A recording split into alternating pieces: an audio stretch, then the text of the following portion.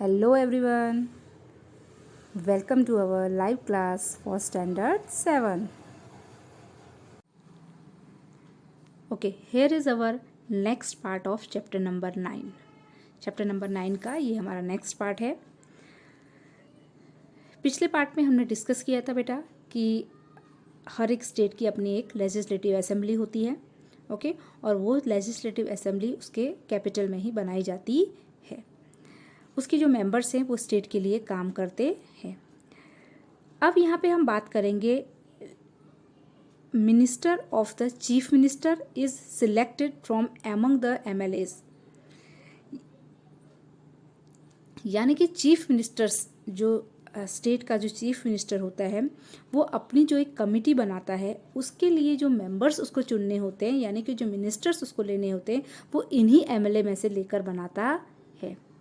The party which has the largest number of MLAs और gains a majority with the support of other parties and independent candidates form the government। देखो, the party which has the largest number of MLA, वो party जिसको सबसे ज़्यादा, जिसमें MLAs हैं और जिसको लोगों का सबसे ज़्यादा सपोर्ट मिलता है और वोट मिलते हैं, वो कैंडिडेट चाहे वो किसी पार्टी से जुड़ा हो या कोई भी इंडिपेंडेंट कैंडिडेट हो, वो अपनी गवर्नमेंट बना सकता है। कौन? जिसको सबसे ज़्यादा वोटों से जनता ने जिताया है वो।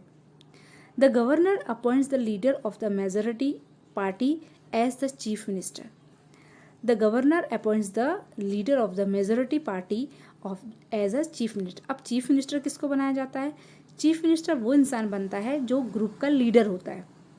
जैसे कि जस्ट लाइक एक ग्रुप में MLAs भी हैं और उनका एक जो लीडर है वो भी है, ठीक है। वो ग्रुप वोटिंग हुआ और वो ग्रुप जीत गया, तो उसमें जो लीडर उनका होगा या सबकी सहमति से जो लीडर बना होगा, जिसको सभी लोग चाहते होंगे, उसी को CM यानी कि चीफ मिनिस्टर बनाया जाएगा। He or she is invited to form the council of ministers. He or she is invited to form the councils of ministers. वहाँ उसी पर ही उसको मिनिस्टर्स की जो काउंसिल है उसको बनाने का उसको फ्री होता है, यानी कि चीफ मिनिस्टर अपनी पूरी काउंसिल को प्रिपेयर करने के लिए फ्री होता है। और जो गवर्नर होता है ना बेटा, हर एक स्टेट का अपना एक गवर्नर होता है। जैसे कि हमारे प्रेसिडेंट होते हैं ना, इंडिया के प्रेसिडेंट, सेम वैसे ही हर एक स्टेट में, इंडिया का तो एक ही प्रेसिडेंट होते हैं, लेकिन हर एक स्टेट में एज अ प्रेसिडेंट यानी कि प्रेसिडेंट की जगह पर गवर्नर होते हैं हर एक स्टेट में।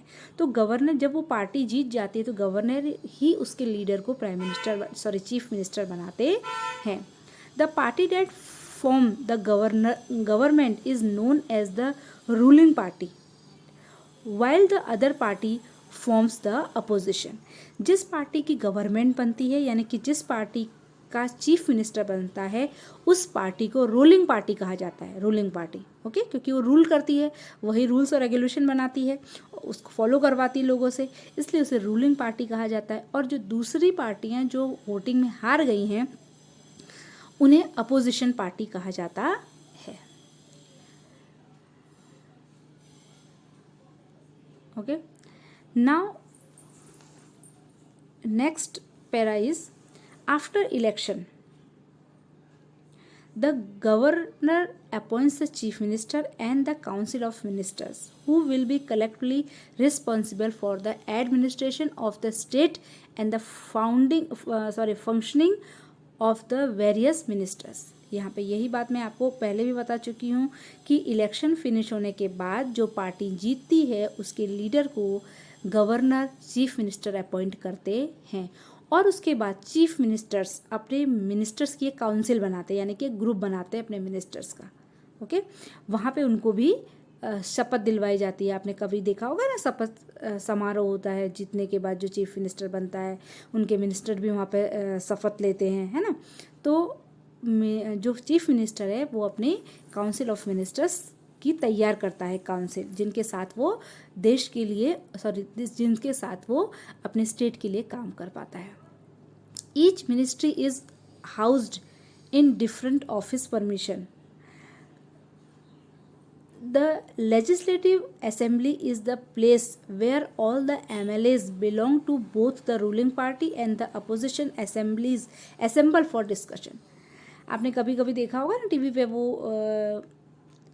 पार्लियामेंट का डिस्कशन चलता रहता है, फिर असेंबली का डिस्कशन चलता है, वहाँ पे MLAs बैठे होते हैं, डिस्कशन चलता रहता है, फिर बहस चलती रहती है एक दूसरे के लिए।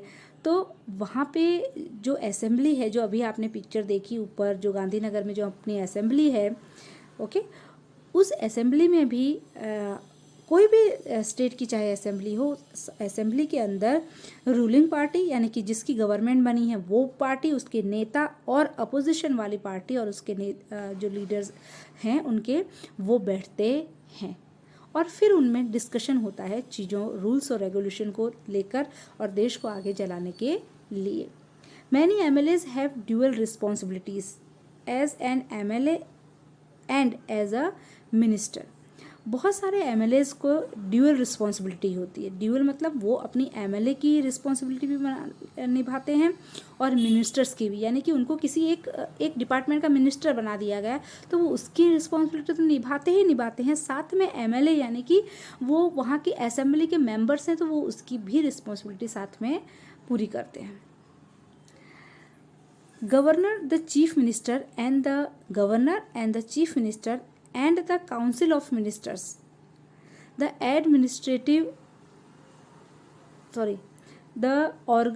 other organ of the state government is the executive, which comprise of the governor, chief minister and the council of minister.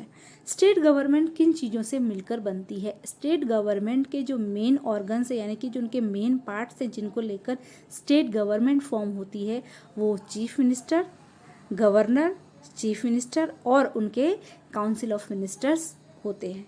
The administrative officers who work under the guidance and control of the ministers are also a part of the executive body। ठीक है, ये सारे लोग जो होते हैं वो पूरी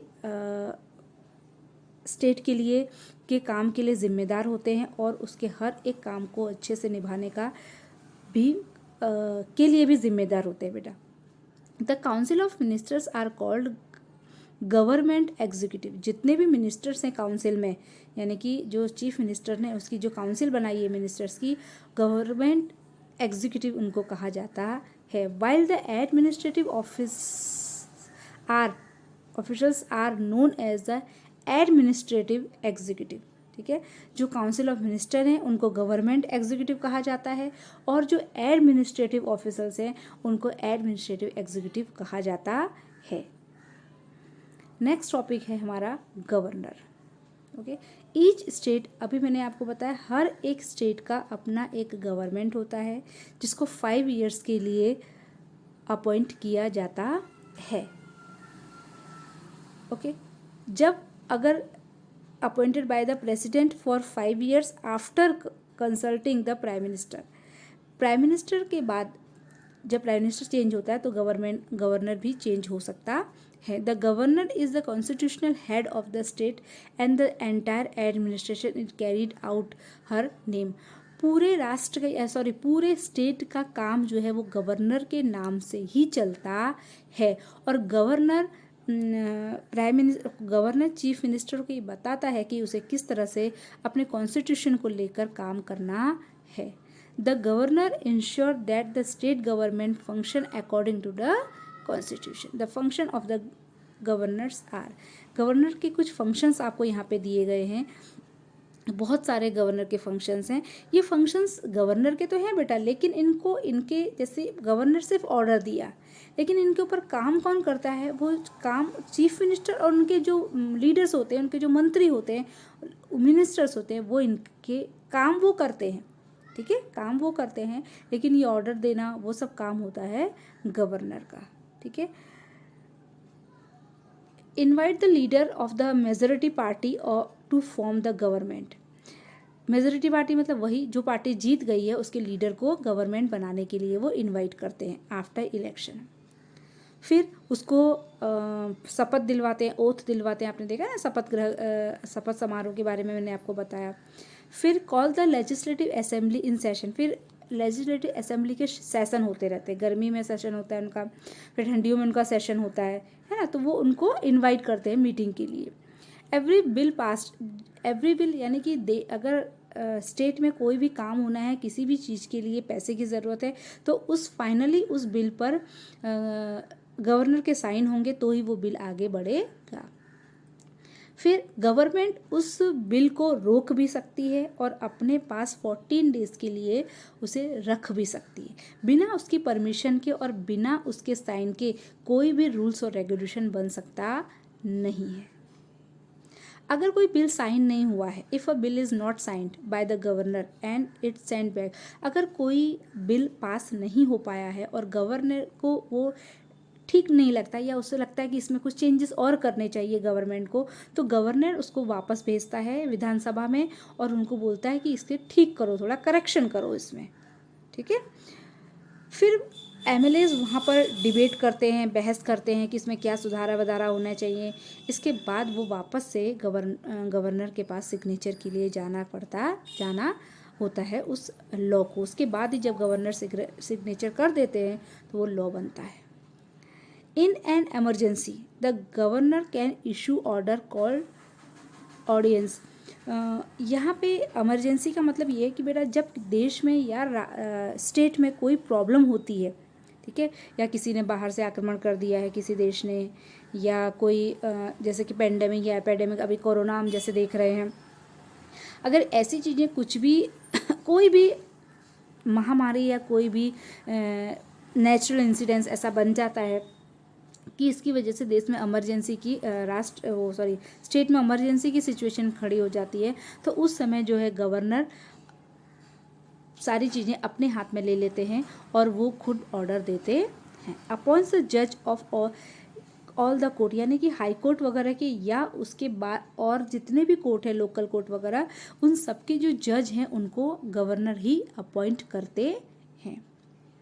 inform to the president about the function of the state government, और स्टेट गवर्नमेंट जो भी काम कर रही है उसके काम की इन्फॉर्मेशन वो प्रेसिडेंट को देते हैं। प्रेसिडेंट जो देश का पूरे देश को देखते हैं हमारे प्रेसिडेंट, वो प्रेसिडेंट को अपने काम की इन्फॉर्मेशन देते हैं कि हमारे स्टेट में कितना काम हुआ है और हमने क्या क्या काम किया है। Please like and subscribe our channel. We need your support. Thank you.